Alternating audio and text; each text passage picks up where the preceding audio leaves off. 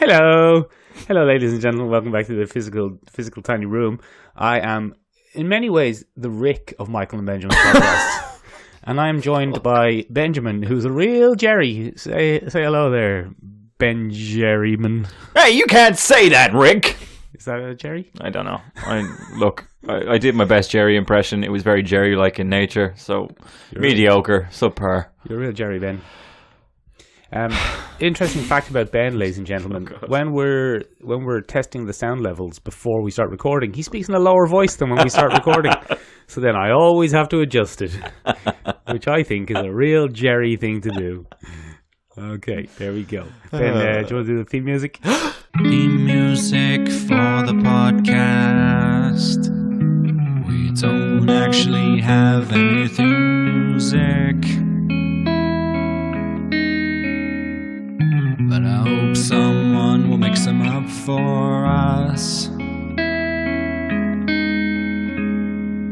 I don't wanna name any names. Rachel, I hope it's Rachel. Very good, yes, still funny. Benjamin. Yeah. We went to see a film. We did. No, hold on, Ben. Oh. Hold on, I've got a skit. No, that won't work. No. Who went to see a film, Ben? Us. No, Ben. Oh. Yeah, but which film did we go to see? Us. No, but Ben, who? A classic jape. Yeah, we went to see Us, the new Jordan Peele horror flick, yesterday, Michael. We weren't sure. Well, Ben wasn't sure. Ben being the person speaking currently, Yeah. now refers to himself in the third person because he has a fractured sense of identity due to the strange doppelganger politics of Us. Of the film Us. Yeah. It was tough, Michael. It was a tough decision to go for me. Well, Ben, you don't like a spooky film. I don't like a spooky film. That's the wrong adjective for a film with an all-black cast. It's not an all-black cast, Ben. That was the wrong. I don't like a horror film, Michael. Don't like a horror film. No, they generally give me the heebie-jeebies. I'm not a fan. I find it difficult to anticipate jump scares. Interestingly, in my older age, I find it's the sound that gets me. Well, that's what it is, Ben. That's what gets you with horror films. The screechy violin, yeah. the surprise cat. Did you ever see the excellent little mini documentary on YouTube about the guy that created the Nightmare machine for horror music? Yes. He created a special box. It's very cool. A special box that makes horror sounds. So you can make ambient horror soundtracks on the fly. Very cool. That's why a lot of films, Ben, when they don't rely on that to spook you, they get a lot of praise from horror fans. Yeah, because they don't need the old tired, tried and tested to death kind of tropes. But Ben, more accurately, you only nearly shot yourself once. I think I was very early on in the film, wasn't it? It was like the first major kind of like spooky bit. Yeah, and then it didn't pay off at all. See, that's the thing. It's kind of like getting into really hot bath where you're like, oh, that's fucking hot. Oh, Jesus. And then slowly like, it's grand. No, that's called burning, Ben. A cold bath might have been a better metaphor there. Or simile. Nah. All right. Benjamin, tell us a little bit about the film without spoiling anything. It's a spoiler-free because it's only the first week it's been released. When was it released? I think it was this weekend. No, bloody hell, Ben, I think we are going to spoil a little bit later. Correct. Look, we're not going to be able to avoid spoilers forever, but for now, this is a nice spoiler-free little summary.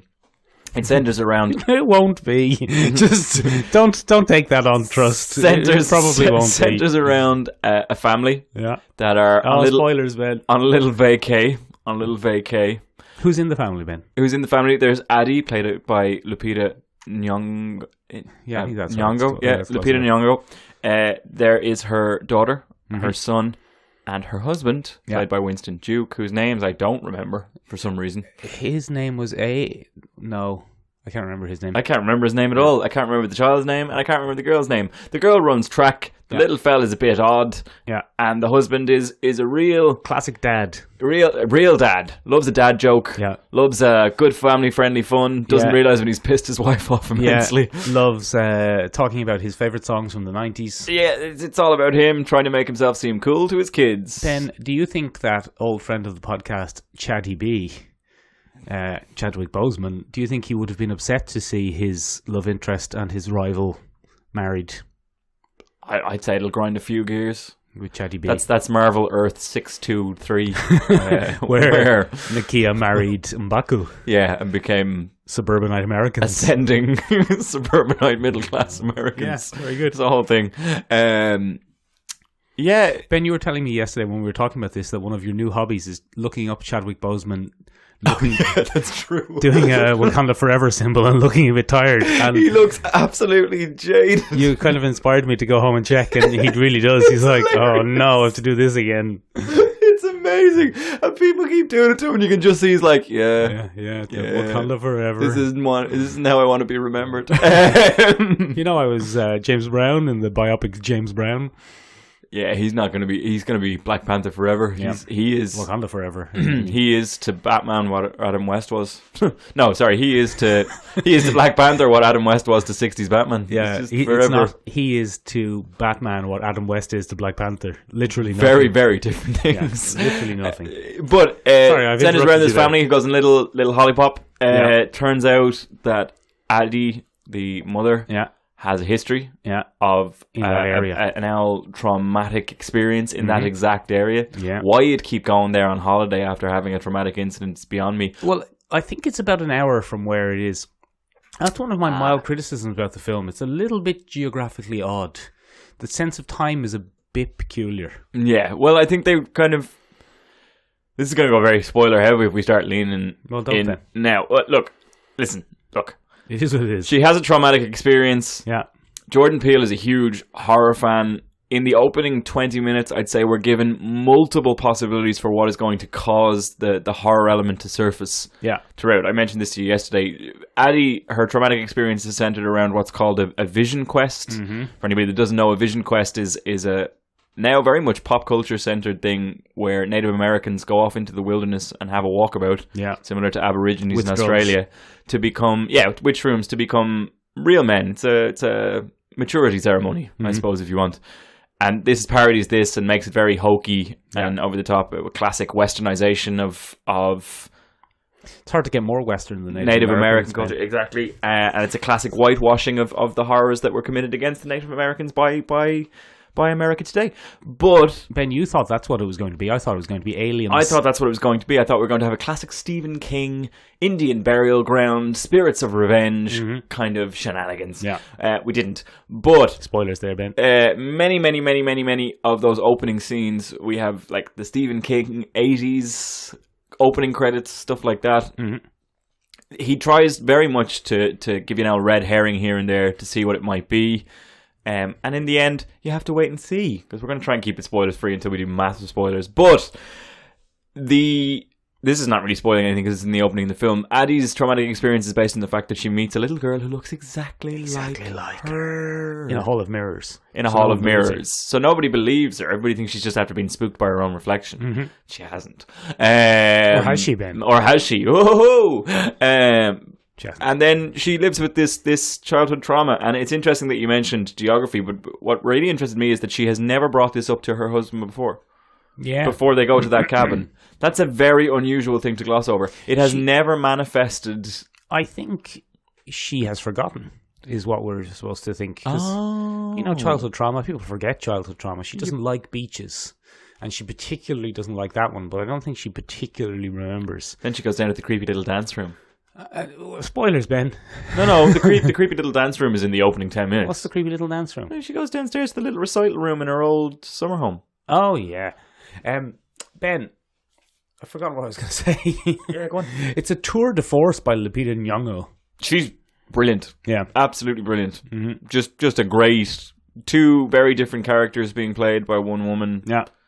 Bloody of course, good. Ben, everyone plays two versions of themselves. Yeah, absolutely. Quite challenging, I would imagine. In terms of working out camera angles, in terms of working out how you're going to perform as two very different versions of yourself. I mean, I would say that Lupita Nyong'o burns brightest of all those stars in terms of her two characters, both her doppelganger and her quote-unquote human form, are very articulate and have very much more fleshed out characters than the rest of her family.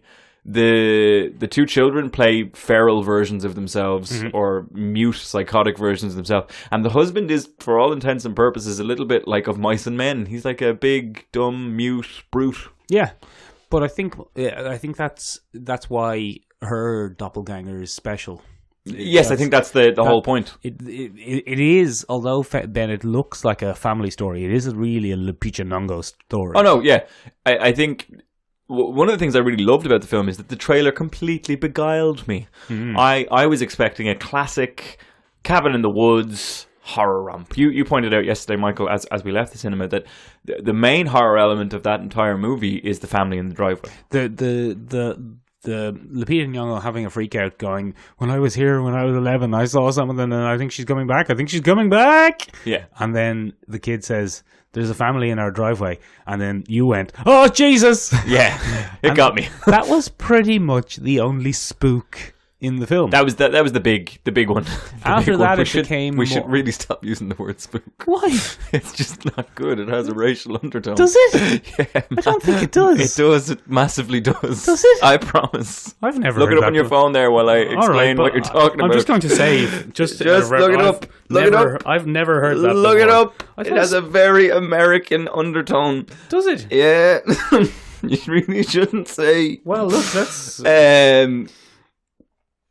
Yeah, anyway, what I was saying was when Michael looks up, it does, look it up. Informal, a ghost. Informal, a spy. Offensive, dated a black person. Yes. I did not know that. That is horrific. Benjamin, why did you... I've called you on it 3 times and said we need to stop using that word. That is terrible. It's awful. America is a terrible place. The only spook in the film, that's incorrect. Oh, Jesus Christ, Ben, that is very offensive. America, it's awful. America has a lot to apologise for. I've never heard that before. All right, ease off. I'm enjoying this so much that you had no idea. I had no idea. I'd never heard that before. America truly is a horrible place, and they've ruined everything for everyone. Good. So, a very interesting thing about the film, Ben, though, both of us thought this going in, was that it was going to be a racial commentary. Yes, because we had seen Get Out. Yeah, we've all seen Get Out, and that was very, very social commentary. And we all expected that to happen again. However, Jordan Peele has restrained himself in his little sophomore effort, and he hasn't really gone for that. Well, that's not to say it's not a social commentary. No, it's a social commentary, but it's not centrally focused on race. You could argue that in a way it is there is a focus on race in that it's just a black family and they're just a normal American black family, and no one ever makes a deal of it. They're just living their lives until I can't say spooky anymore. No. I'm going to keep saying it. Yeah. Look, you got to lean in. It's not our baggage. No, I'm not leaning in. First of all, if you listen, anytime we talk about horror films, I use the word spooky. Yeah. The family coming until the family come and get them, they're just a unremarkable American family. Yeah, that's true. That's true. It is. He even stays away from stuff you would expect. The police are overwhelmed for another reason, and they can't really come to the rescue. I thought there might be a little bit of commentary on it being a black family or something like that. No. Or I thought the police might pop up and have an issue with the black family or something like that. I wasn't sure what was going to happen. But my initial theory on the film turned out to be very much bust. I thought that it was going to be a treatise on black families leaving behind their urban roots. Yeah, I thought it was going to be aliens. Yeah, you thought it was going to be aliens. You were fairly hardcore into aliens, but it is very interesting. What I really love about Jordan Peele films, and sometimes I hate this, but he layers very heavily. You pointed out at one point there's a great, and this is not a spoiler for the film, but scissors play a huge role as a symbol in the film. For untethering, that's what it's referenced as, and scissors cut lines. That's what they do. They cut ties, cut leather. And you pointed out a wonderful moment where the little boy picks up a rock, and you leaned into me and you said very subtly, "Rock beats scissors." But Ben, I jumped out of my skin because I was very tensely waiting to see what happened. You were like, "Don't whisper to me." But then that was foreshadowed though by a couple playing rock paper scissors. Absolutely, this is what I mean. So this is something I love about the Jordan Peele things. You can follow the beats of the story very easily because he's very, very focused on building up visual symbolism in his films, and he uses them as cues. It's very good for building tension occasionally as well, because you notice a pattern that you've noticed a few times. You're like, oh God, what's going to happen? Oh God. Let's move into a mild spoilers, man. Yeah, go on. Let's not mild. Well, no, it's full spoilers. I'll tell you what we'll do. We'll do full spoilers. spoilers, but we won't spoil the twist. Because everyone knows there's a twist, but we won't spoil that. Okay. Ben, it wasn't aliens. No. It was clones. It was clones. It was clones the whole time. Clones the whole time. Ben, do you think in 100 years or 150 years, when cloning is real, people will look back on this as an example of a very offensive film towards clones? It's probably clonal appropriation, yeah. I'm not saying clonal appropriation, but imagine... Or it could be seen as a bit more of a liberation film for the old... a wind that shakes the barley, or a... I don't think so, because they're dumb they're born and without a soul. Yeah. They're just shadows of the real person. And if cloning becomes a real thing, I think... And it probably will. It probably will, because birth rates are ever decreasing, and... We're going to need a workforce eventually. Need a workforce, and I don't know, sterility is on the up, and if cloning becomes real and people do discriminate against people born clones, this film is going to be held up as a horrible example of what people thought of clones. Yeah, but I mean, that's just going to start the SJW cycle in 100 years or so. It's important that we have things to besmirch and act like we wouldn't have engaged in back in the day. I know, it's weird, isn't it? In 100 years, Michael, when you and I are brains in a vat and have run a small section of a podcasting country, presumably our brains cut out of vats because of my unknowing misuse of the word spook earlier. Yeah, you'll be done. But you and I will deny that we ever engaged in clone-based horror films. We'd be like, no, we never would have done that. And our grandchildren would be like, I can't believe people used to do that. Do you remember the TV series Space Above and Beyond? No.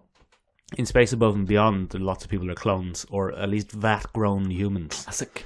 And they call them things like tanks, and there's a kind of a racial divide along the lines of natural-born humans and clone-born humans. One of my favourite things, Michael, just to have a quick segue there. Go on, Ben. Is the language of fictional sci-fi racial slurs. Yeah, I love the way things come up. Like, for example, in... Toasters. In Blade Runner. Battlestar Galactica. Yeah, skin jobs for stuff like that. I love the slurs that are created for various sci-fi fictional universes. It's very clever. Very clever. Benjamin. Go on. I thought... No, I don't really have any more thoughts about the film now. It was good, though. Oh, no, hold on. Now, because we're into slight spoilers, we can say this now. Both of us kind of felt that once the initial spooky bit of the families in the driveway and then they break into the house and they come in for a chat, that's when the tension diffused. It fizzled. It became then an action film. It fizzled. Up until Lupita Nyong'o versus Lupita Nyong'o, it had lost a lot of the tension for me. It was very clear that this family was very capable of defending itself against whatever it came up against. The clones sort of phased themselves out. And up until Lupita Nyong'o versus Lupita Nyong'o, I wasn't sure what was going to happen. Initially, when I was going into the film, Michael, I thought that perhaps, and I think we both said this in the podcast at one point, I thought perhaps the family would end up with one of the doppelgangers in the family. Yeah. And I didn't know if they were building to that with the kid in the mask. Yeah, the kid in the mask or something like that. You know what I mean? I don't know whether they kept the weird because she couldn't let go. Yeah. And there are elements of that built in. I would say one of the things that irritated me about the film is while layering all these meanings and stacking all these kind of visual cues, occasionally some of them go nowhere. You're very right, Ben. We talked about this on the way home. There's the whole thing at the beginning about all the coincidences. Yeah, exactly. And she says, there's so many coincidences happening. I feel like this means that something's about to happen. They're totally unrelated. Nothing comes of that. Just coincidences. Nothing comes of that. And I'm all for red herrings, but those are very annoying red herrings where you're looking for... Mysticism or something Turns like out that. It's clones. Yeah, it's just not panning out. It's not panning out. Maybe it wasn't clones, Ben. Maybe it wasn't. See, all we find out is they created the thing. So it was a little social experiment in that America. Well, not a social experiment, a grand social experiment, I suppose. And it was interesting. It is a lovely little love letter to horror films from the 80s, though. There are lots of little 80s touches. Yeah, look, it's very good, Ben. I enjoyed it. Horrific Summer Vacation. Very enjoyable. It's it's no... I can't remember the name of the other film. Get Out. Get Out. It's no Get Out. But it's very good. It's enjoyable. Go give it a watch. Give it it a is watch. a lovely little love letter. And speaking of love letters to things that we're fans of, Michael. Hey, I do the segues around Yeah, here. sorry, you go ahead. No, go on you now. can You take that spoiled one. it No, now. you can take that one. Speaking of love letters, the things we enjoy around here. Yeah, good. It was better coming from me, I think, the first time. I had more weight.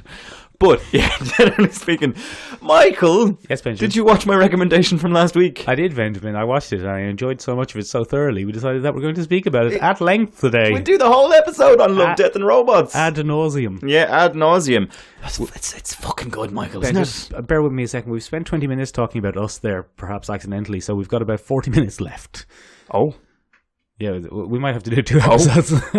okay. Ben, it is very good. I think, now this is generally speaking here, I think that they front-loaded the episode, the good ones, into the first few. Yes, they did. Because some of my less favoriter ones Least favourite. happened towards the middle or the end. Yes.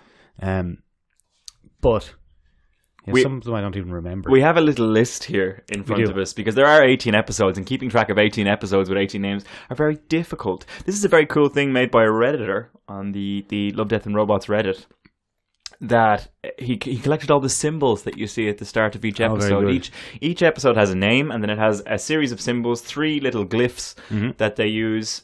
For anybody that hasn't seen the series yet, the 3 glyphs used are a love heart, an X, and a little square robot head that they use to Love, Death and symbolize Robots. Love, Death and Robots, exactly. And this kind of visual language is used throughout each episode at the beginning. So different episodes have different ones.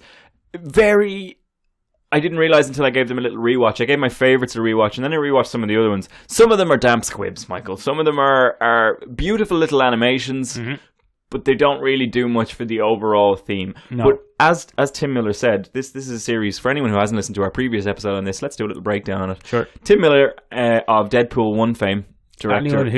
Anyone who hasn't listened to the previous episode and then stuck with this episode through that accidental racial debacle there from earlier. Yeah, if you're, still with us, Yeah. if you can hack our clumsy racism, I mean, and that's what it is. We're just wasn't culturally racism aware. Ben. I didn't know that was the word Americans used. It's like I think I've talked about this before. Have you ever? You've heard of Transformers, Ben, haven't you? Yeah. Maybe 6 or 7 years ago, Hasbro released a Transformer worldwide, and they called it Spastic. And spastic is a deeply offensive term in Ireland and the UK. Deeply offensive. So they released a robot called Spastic, and it had to be recalled, obviously. Why was it called spastic? Because spastic is much milder in America. Twitchy. Yeah, like a spaz. Like you're a spaz. You're a real spaz. Yeah, you can't use that here, though. No, it's very offensive That's here. very offensive. Anyway, Isn't that interesting? That's cultural differences for you. There. Yeah, lost in translation, Anyway, so to go on. speak. Sorry, as I was saying, Tim Miller of Deadpool 1 fame, I don't think he returned for the second He film. didn't. He falling didn't. out They with had a Ryan falling Reynolds. out with Ryan Reynolds. He speaks very highly of him though in interviews. He still he has hasn't to. had. He's very He's famous. still friends with him. I think. I think they had a work falling out. I don't know if they Like us. Anyway, doesn't matter. Him and David Fincher partnered up to do an L Netflix. This actually came about directly as a result of Deadpool. David Fincher and Tim Miller, as it turns out. This is all from a Collider interview, by the way. I think you also said this last week. I know, but for anybody that didn't listen last week, Oh, yeah, okay. just in case, came directly out of that. This has been 2.5 years in the making. It's taken 2.5 years to put this surprised it was anthology that quick. together. Yeah, it's quite quick for an animation series. But the reason for that is each short has its own animation studio. Yeah. Each short has its own animation studio. None of them Irish. No, none of them Irish. And the only one that is very well known would be the Sony gang. The gang at Sony. They do, I can't remember which episode, but they do one of them. And the rest of them are just beautiful little shorts. So let's buzz through these episodes, let's Ben. push through these episodes and have a look. Are we doing them chronologically? Are we doing them by favourites? Are we doing them No, yeah, let's do them chronologically. chronologically? Chronologically, baby. Did I say chronologically? Yes, you did. It's like crocodiles in Crocodile Logic, yeah. Crocodile Logic. Chronologically. Benjamin, what did you think of the first one? The introduction, the kind of tone setter of the piece. Yeah, well, I mean, Sonny's Edge. that's exactly what it is. So Sonny's Edge is the tone setter of the piece. That's a perfect way of describing it. My God, that's a little tour de force in terms of animation and old school hard sci-fi things. You have all your favorite things. Cyberpunk is the overall aesthetic. Lots of augmentations. Cyberpunk and monsters. Who doesn't love it? There's dogfighting with huge monsters, avatars. Like it's a great series. It has all those classic ones like what is human consciousness? What can you do with it? Exactly. Yada yada. We probably will do full spoilers for these, just to give people a heads up. Sonny's Edge is great. Sonny is the protagonist of the. Oh yeah, because she says at the end, "That's my edge." Yeah, Sonny is the protagonist of the whole show. She's a very good avatar wrestler that seems to be dominating the underground sport of pitting huge monsters against each other for large amounts of money. Yeah. She has a tragic backstory. Ben, here's something I didn't understand. She's controlling the monster. Yes. And her advantage is that she's controlling the monster via this neural link because her own body was irreparably damaged. No, the conceit of the film is that she's the monster. No, it isn't. Yes, it is. She's conscious in the monster. Her main consciousness is housed in the monster. Oh, and then her main consciousness is housed in the monster, and she uses Sonny, the living creature, as an avatar. That's the conceit of the film. Because why did they have to be gang rape though? Well, that was one of the major criticisms leveled against this episode. But I read a very interesting IGN article during the week where a number of the more feminist pop culture websites. Yeah, Ben, you're talking away from your mic. Sorry, a number of the more feminist pop culture websites, the Mary Sues, the Slates, etc., have damned a few of the episodes because they feel that women are largely debased and used for titillation. It is important to note that Sonny disagrees with her two technicians. It's Sonny and two technicians, and the two technicians are asked by the main villain, the antagonist of the piece, what her edge is, and they say that it's her trauma from being gang raped. Yeah. And she says at the end of the episode, in her interaction with the honeypot of the piece, that it's not. They're completely wrong. They have that completely wrong. They can't move past it themselves. And I think that was more of a criticism of kind of this obsession with writing strong female characters who have to be raped to gain some kind of grit. She doesn't agree with that at all. But she did have to be raped. Yeah. Yeah. It is one of the weaker points of the story, but... overall, great bloody story. Very good. Lots of twisty turny things and great visuals, exploitation or otherwise. The bit with the spikes through the head is very shocking. Yeah, no, that was like wasn't ready for that. No, not at all. What is interesting, it also sets up the first callback or repeated element of the series. Like all great anthologies, Michael, there is a single universe theory floating out there. Of course there is. It's bollocks. It can't possibly fit in this one. But we'll have a look at it anyway. Carnivore is the name of her avatar. Yeah. And Carnivore pops up again in the episode Suits. Well, Carnivore is a very common name. But it's just interesting. That's the first one of a few different tropes that seem to pop up as we go along. I'll touch on them as we meet them as we go along. What would you give it as a rating? I don't really believe in ratings, Ben. I would give it 3 Sonny's Edges. You love ratings, Michael. You have created several rating systems. I would give it a star, an X, and a snake. I tell you what, we'll give it out of a star, an X, and a snake. Look, we'll give it an L. We'll give it an L. In-universe rating system, and you can love it or death it. Okay, you can love it or death it. Oh, that's good. Okay, so would you love it or death it? I would robot. No, I like it. It was good. Yeah, okay, fair enough. Moving on from there, we came on to the absolutely lovely 3 Robots. 3 Robots is about 3 robots that are on an L tourist trip. Very good. Around the now defunct dystopian post-apocalyptic Earth. Yeah. It's important to note that the tone from Sonny's Edge to 3 Robots takes a huge jump. There is no gang rape in 3 Robots. Not at all.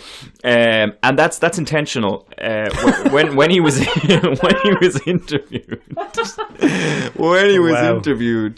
there's no gang rape in Sonny's Edge as well, in case anyone's... Yeah, nobody. You won't see anything. Yeah. Sorry, it's anyone's feeling worried about watching it's her tragic origin story yeah. as a badass female lead, and Three Robots is much lighter in tone because Tim Miller said that because of the heavy subject matter of many of the shorts, he really felt it was important to vary it in between each one. Cleanse the palate. Give you a breather. Exactly, and I couldn't agree more. It's very entertaining and probably something your good lady friend would have enjoyed quite a bit due to the twist ending. There's cats in it. No, she fell asleep. Ben, my favourite thing about Three Robots is I think there are only 2 cast members in it. I think the synthetic voice, female voice robot is an actual voice synthesizer. I think it's one of those... Excellent. Not a real performance, I think. Excellent. There are 3 cast members, though. The cat at the end has a voice. Yeah, the cat and it's Chris Parnell from bloody Rick and Morty. Rick and Morty. It's a real Jerry. It's a real Jerry, but he's not Jerry in this. It's much funnier. Yeah, it turns out the end of the human race was when we gave cats opposable thumbs. It's good. It's a good little throwaway. Look, it's a little comedy fun. It's a fun little thing. These are all based on existing series. Very few of these are originals. They're all based on short stories that Tim Miller has enjoyed over the years. Oh, that's interesting. So it's a huge collaboration project. It's very interesting. Yeah. You can actually find the short stories a lot of these were based on, and many of them have been commissioned to write a sequel to their short stories continue. That's good, Ben, because I felt a lot of the early ones especially left me wanting more. Yes, I would watch more of them. I would have watched a full series of many of these. I would have watched Sunny's Edge the movie. Yeah, I think many people would have. That seems to be one of the most popular episodes, with good reason. It's beautifully animated. Three Robots is great. It's a very entertaining look at us. If you're a fan of cats, no, not the film Us. If you're a fan of cats, you'll love it. Yeah, you'll think it's great. Again, the next kind of callback element is here. Cats more than meets the eye seems to be a theme in many episodes. Soul Sucker being one of them. There's another one here somewhere. Where's it gone? Nope, I've lost it. Very good. Excellent. But anyway, cats seem to play a large role as kind of a very useful thing in the Love, Deaths and Robots mini-verses. But yeah, go check that one out if you're into a lighter sci-fi. It's beautifully animated. It's very clean. Good. It's like the film Robots if the film Robots wasn't shit. Yeah. And on that note, we will move on. To your favourite episode, Ben, The Witness. Possibly my favourite episode of the entire anthology. What an episode. Mostly because you like Ein Fetish Club. Yeah, I'm a big fan of Ein Fetish clubs and sexy dancing. Thanks for branding me a pervert on. Is this one exploited? Well, I've been branded a racist, so you can be a pervert. This one is the key contempt for many, many people. For many, many people. The episode pardon me. Yeah. The episode centers around a witness to a crime. Yeah, a murder. She's in a hotel room across the street. She happens to look out the window when she hears some gunshots, and she sees a murder in the middle of an election. And what begins is an Sisyphean cycle where she has to flee to her day job as what can only be described as a sex worker. Oh, she's a stripper. A titillation specialist. That's sex work, isn't it? Is it? Do we not count that as sex work? I don't know, do we? You've Oh. alienated our sex worker demographic now, Ben. Well done. Shit. Go on. No, I think I'm just going to bow out now. I've taken on race, and she works in a fetish club. Yeah, with a very Chris Tucker-esque Fifth Element host. Yeah, very much so. Which was very referenced. He chases her. The murderer chases her, and we assume that it's because he wants to silence the person who viewed. But what we don't realize is, and what's set up very early on, is that the woman he has murdered is the witness that he's chasing. Mad. And that's why I said Sisyphean. It's a loop. It's a loop episode, time loop episode. And at the end, full spoilers here for the end, it turns out that she murders him. And the cycle kicks all over again. Who's there to witness it? Only your man across the street in the hotel where she was at the beginning of the episode. The loop begins anew. The loop begins anew. Although I can only imagine that there will be slight variations each and every time. Because surely he doesn't run to be a stripper and a thing. Anyway, this one got a lot of bashing because it clearly objectifies women, which it does. There's no getting away from that. She's naked for a good deal of the film. And she's running around in a kimono for a good deal of the film. It was objectifying. There was strong violence against women portrayed in it, and apparently she exists to die over and over again. However, what was pointed out by many defenders of Love, Death and Robots is that the roles switch at the end. When they were challenged on this, just one blog in particular on the Mary Sue, when she was challenged on this, she said, "Oh, that doesn't matter." Yeah, that doesn't matter. Ben, And you can't. No, well, hang on.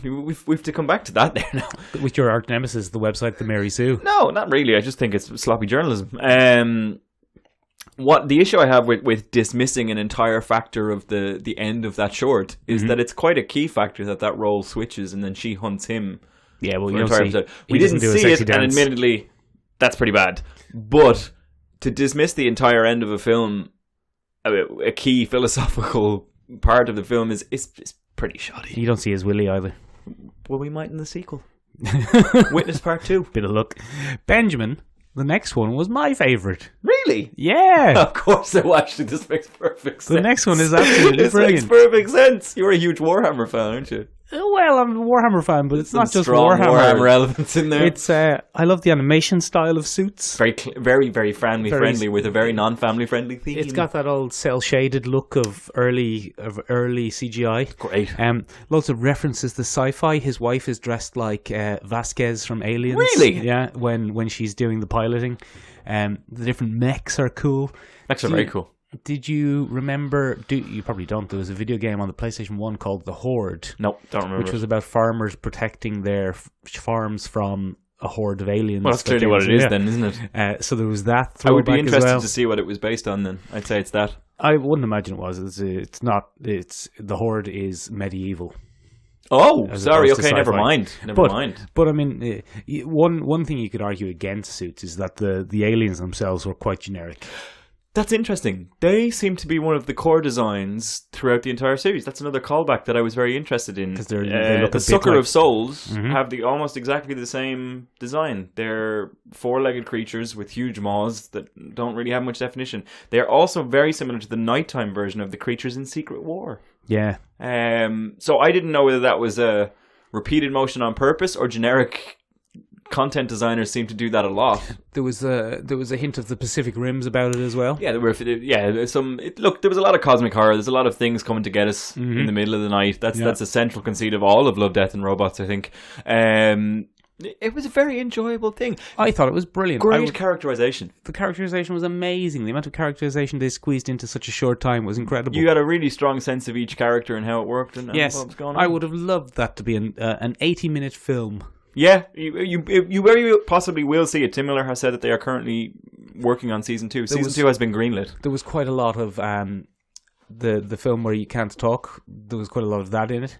What was that called? Bird Box, but for the voice. Which one?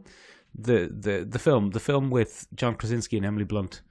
Oh, Shush now, be quiet. The monsters are here. Quiet Place. Quiet Place. That's what it's called. Hush now, the monsters are here. Would have been way better.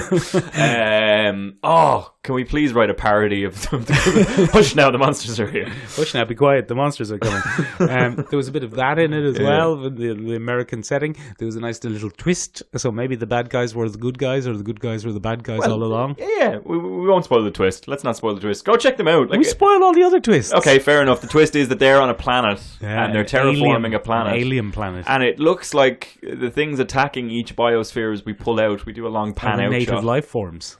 And the native life forms. They're just trying to take back their stuff. Yeah. What you've basically done is you've come to a planet filled with predators, and you've only gone and stuck a huge amount of livestock in the middle of it. Yeah, your own fault. It's your own fault. It's your own bloody fault. The next one, Ben, was probably my second favourite.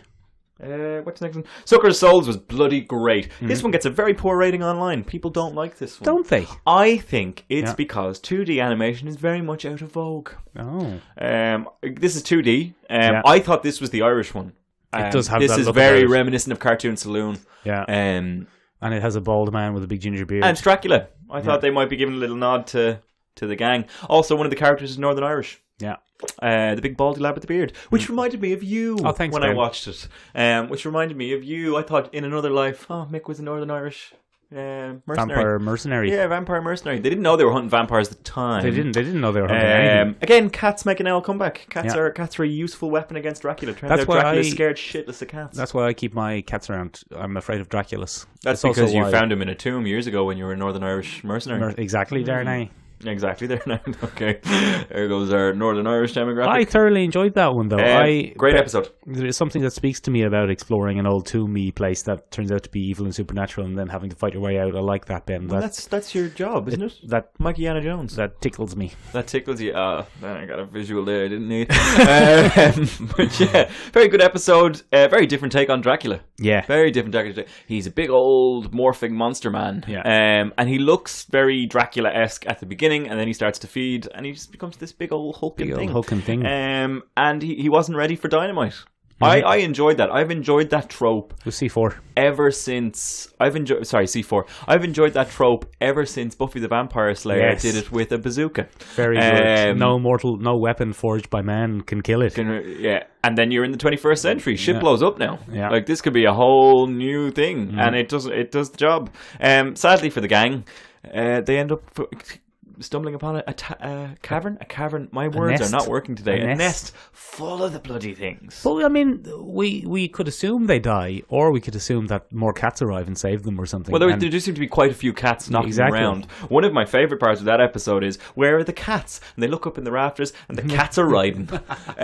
Quite enjoyed that. Very cat-like. It's like they don't actually give a shit about us. No. They're more concerned with fucking. Those ones hadn't got thumbs. They didn't have thumbs. Ben, is this a little symbol you've drawn for yourself here? Yeah, cats for and ones monsters. with some of the things repeat. The character design. Look, I have it up above.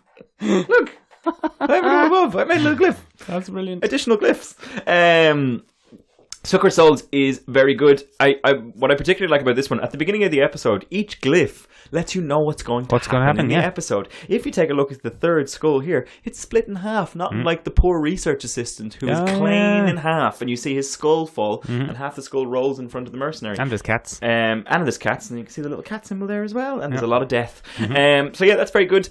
After that one, Michael, we moved on to another one, which is a great little filler episode. It's complete fluff. They have an Orson Welles-like narrator who tells us about how yogurt took over the world. I quite enjoyed it. Yeah, no, it's very enjoyable. It's a bit throwaway compared to the others. Fluffy. Yeah. It's fluffer. Good, though. There's no point in us dissecting that one. It's fairly straightforward. It's a parody of the old sci-fi radio shows and stuff like that, particularly The War of the Worlds with Orson Welles. And you can go take a look at it. It's good, enjoyable. The animation is really nice to look at. Very, very strong change of pace from the rest of them. I had fun with that one. Me too. I enjoyed it. It was fun. Yeah, I enjoyed it more than some of the other kind of light ones as well. Yeah, it has a bit more substance than the other light ones. Some of them are very throwaway. Ben, is that a willy? Yes, it is. So there's been a number of debates. All right, we're moving on there to Beyond the Aquila Rift, which is really what made me think that Mickle would like to look at it. I thoroughly enjoyed that one, Ben. Bloody cosmic horror. Yeah, it was very good. I've become a huge... I've said this before on the podcast, Michael, but you've made me a huge fan of cosmic horror. I thought Beyond the Aquila Rift was very good, Ben. They had quite a lot of the Mass Effects about it. Yes. Some of the that would be one of my major criticisms of this anthology when it comes to animation style. Some of them lean very heavily into realism. I have never liked realistically rendered animation because you're afraid of the Uncanny Valley. I'm not a fan of the Uncanny Valley, but also I think it defeats the purpose, and secondly, it looks like a video game to me. And I don't always love that. Not that video games aren't good. That's not what I'm saying. It is what you're saying. It doesn't appeal to me. However, you are looking at the inverted heart with what looks like a penis. That does look like a penis, Ben. There have been many debates on this one, Michael. If you take a look at it full on, it looks like low down cleavage. Oh, it's cleavage now. Because part of the symbol on Greta's chest is that symbol. There's a loop symbol on her chest. So it's her cleavage. But it's also a penis going inside her heart, because there's lots of sex in this episode, Michael. There's packs of riding. Yeah. I'm not sure what the second symbol is. I couldn't figure that out. It's a whiskey glass. It's the whiskey glass with an ice cube in it. Yeah. Good man. I've got human recognition skills. Yep, I didn't pick that up at all. And the other thing is a weird inverted monster. Yeah, that makes sense. This is a very good episode. But Ben, I'm not just saying it looked like Mass Effect. Even the transportation method across the universe is straight out of Mass Effect. Oh, I didn't know that. An ancient, vast alien network of machines that kind of launch you across space.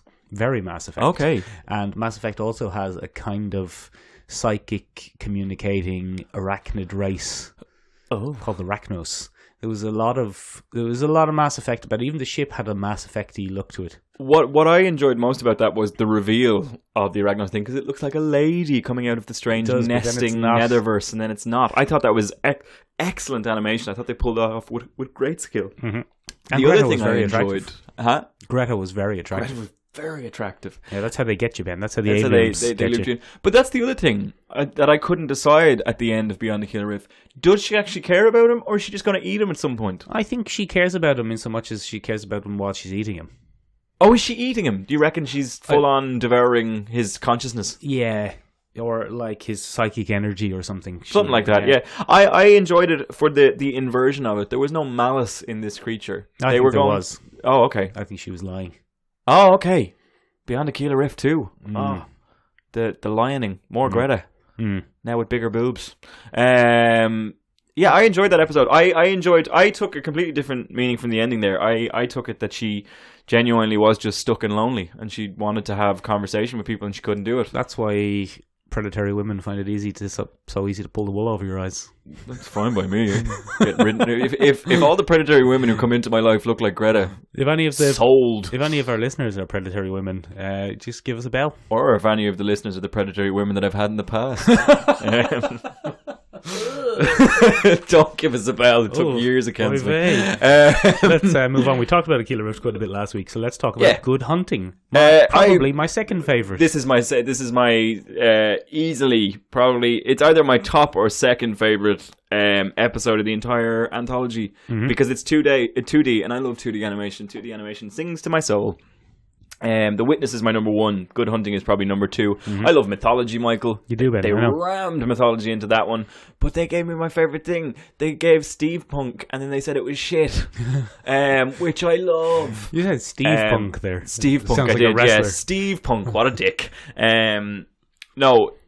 It's an excellent look at colonialism. It's an excellent look at modernization. It's a great look at abandoning the past. Yeah. But it's a great look at how sometimes that's important to abandon the past, because the past can often be mired and wrong in superstition. So it's a fascinating look at, basically we follow the son of a monster hunter in...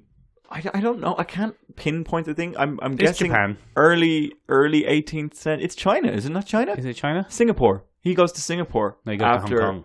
Hong Kong, okay. Oh, God. That's China. That's going to mix us all up. Anyway, I think it's Japanese because of the fox demon. Yeah, the fox demon generally belongs to Japanese mythology. And he has a samurai sword. And the samurai swords, yeah. So, he is the son of a demon hunter. His father is a no guff, no fuss, it's a monster, kill it kind of thing. Yeah, very old-fashioned. Very old-fashioned. There's not an ounce of good in them.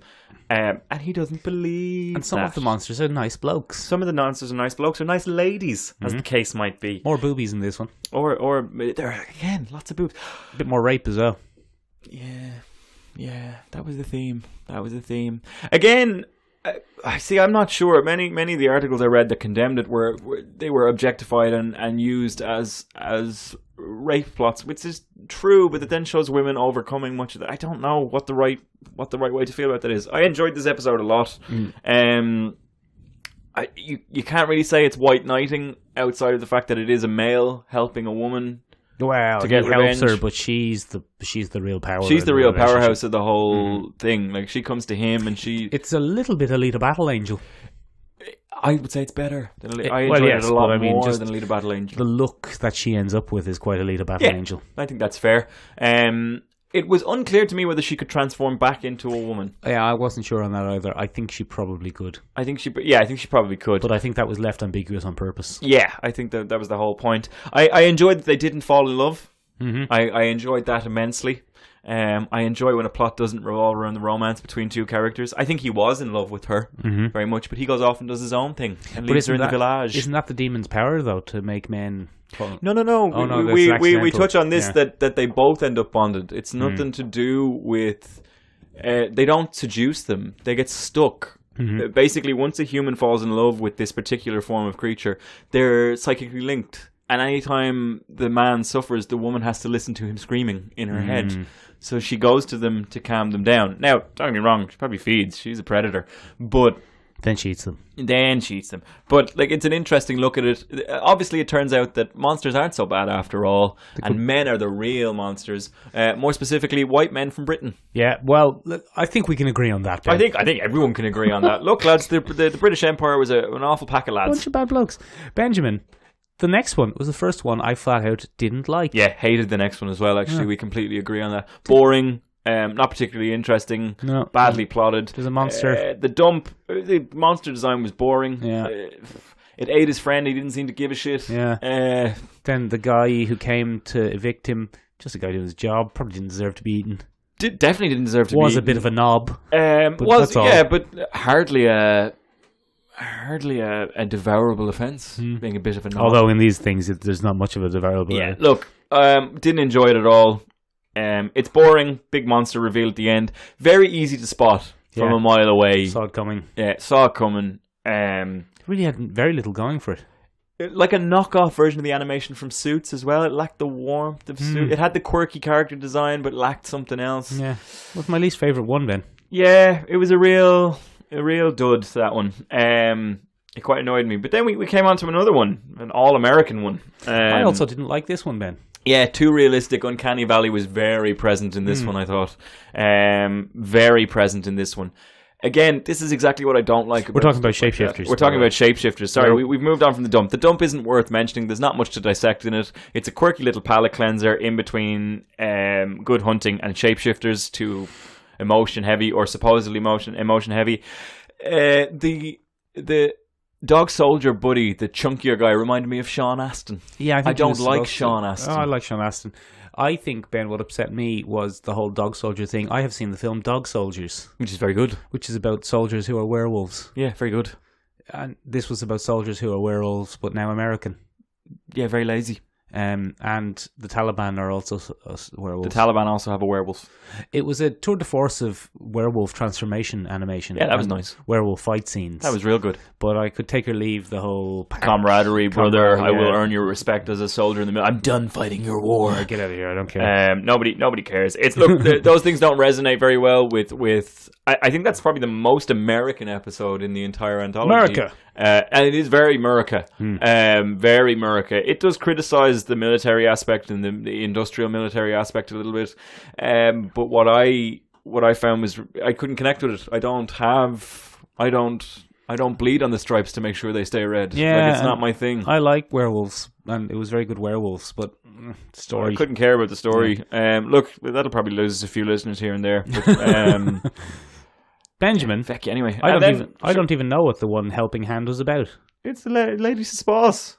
Ban Suspaws. Oh, ban us Belfast Suspaws. Ban on Tushkart Suspaws. Yeah, Gravity, but with graphics. Gravity with graphics. I think it was better than Gravity, to be honest. I don't like Sandy B. I wasn't dead impressed by this. It was kind of a low point for me. These four here in a row.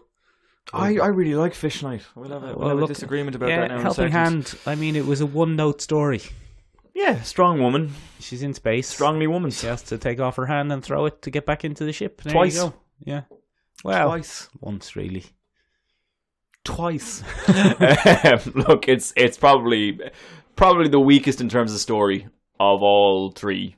It's just put a couple of beers on. I'm coming home. Yeah. I don't have a hand anymore. Very embarrassing. Although it does tie in with something I learned about quite recently. Go on.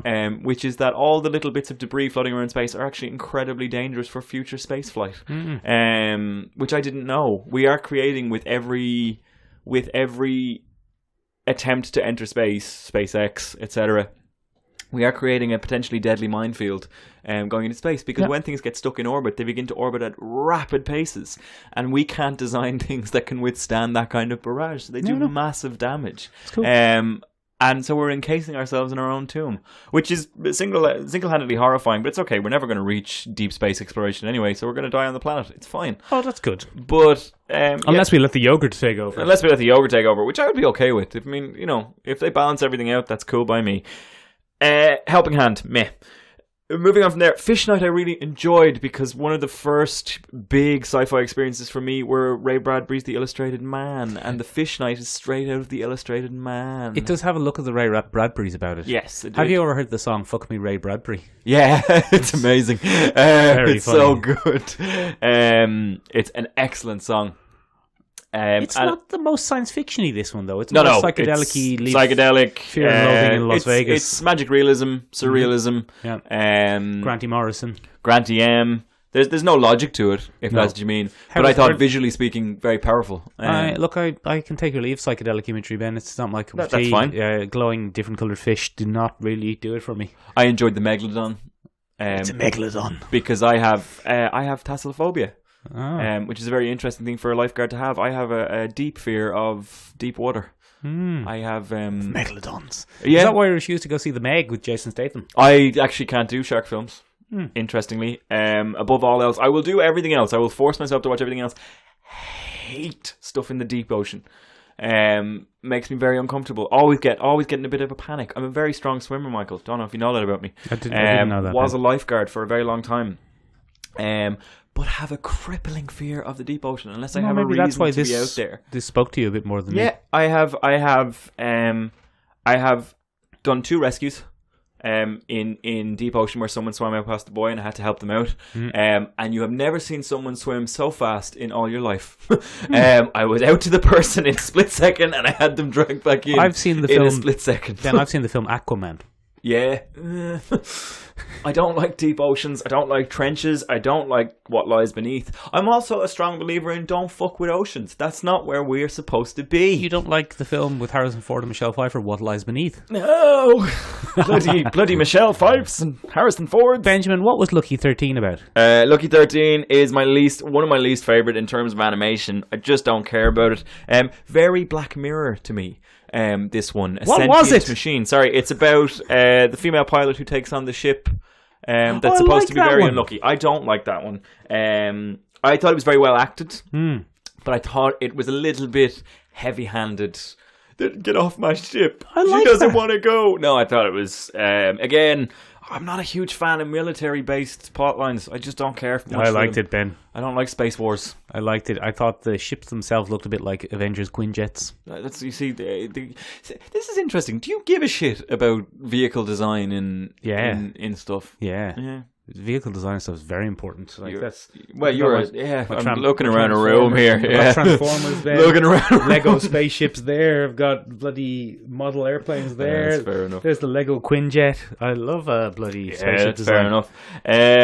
But what did you like about it specifically? Go on. Most of these things like the design and the it was a very straightforward military thing, and the baddies were obviously just some sort of space Nazi. It's just mocap for me. I don't think mocap is all that amazing. They're almost real people when you look at some scenes. And that just doesn't do much for me. I enjoyed the Black Mirror element of the ship is mildly sentient and not a bad egg, as long as you're not a bad egg to it. I wasn't sure whether we were going to be dealing with a Flying Dutchman kind of narrative where the ship kills everybody inside it. I didn't know if we were going to have a pristine moment. Yeah, it might have been heading that way, but it didn't, as it turned out. It didn't, because the lady was a real good egg to her. And the ship was nice. And the ship was a lady. Yeah. Ben, I could take your leave Zima Blue, to be honest with you. I loved it. Samurai Jack all the way, baby. Was that Kendi Tartakovsky? No, it wasn't him, but very clearly influenced by all visual Samurai Jack things. Weird dystopian future thingies. Poolbot 2. That was a good little twist. Yeah, it was a good little twist. It was interesting. I think it's a good critique of how much value people place in modern art and whether or not it has any depth or value. How hyped machines work, if you will. I think it was fascinating to look at that. Yeah, and visually it was a lot more interesting. Visually very powerful. The likes of Lucky 13 or Shapeshifters. And I'm a visual guy.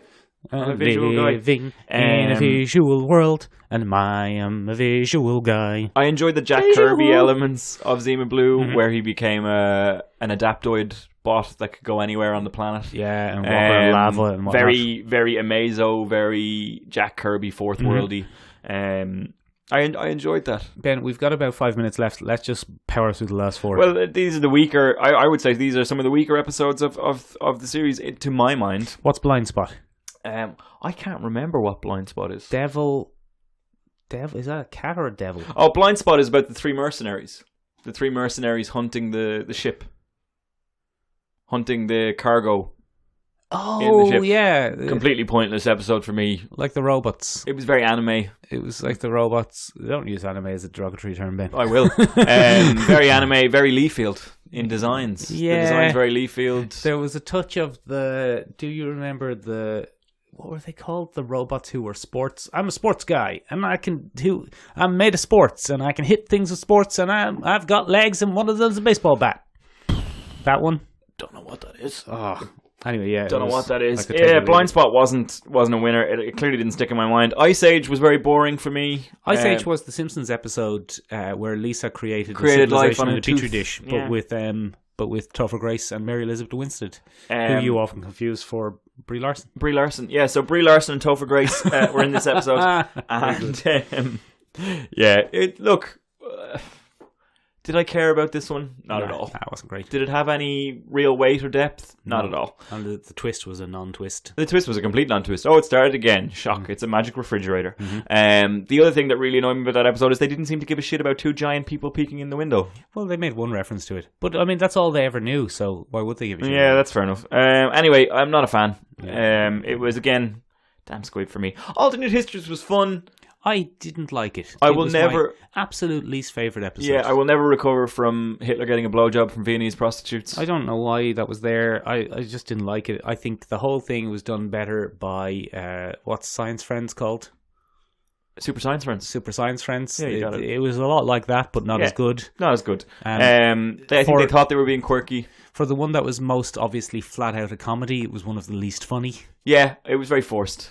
Very And, forced. I mean, even just the conceit of killing Hitler is like, oh god, again. How hilarious! It's bloody Command and Conquer Red Alert 2 all over again. Yeah, they definitely front loaded this anthology. Like they definitely got you in with the hook at the beginning and then tapered it out. Secret War, yeah, bloody, Our friend Cron's favourite episode.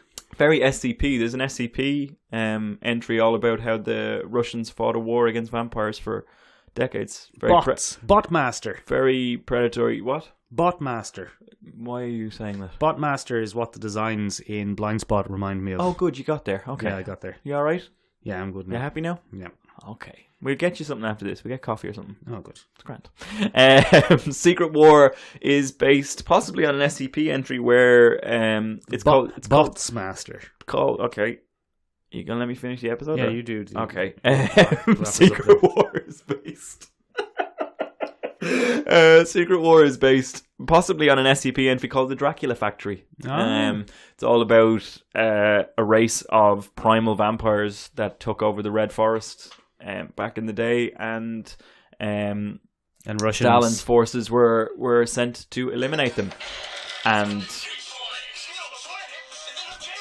that looks terrible.